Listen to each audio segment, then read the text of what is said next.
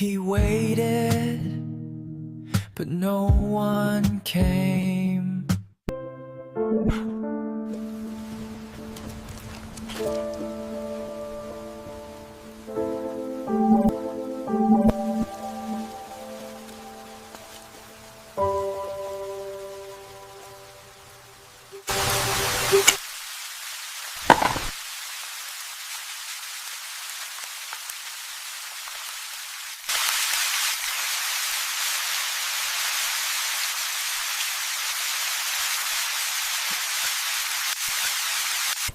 Come on, buddy, let's get you inside. You're safe now.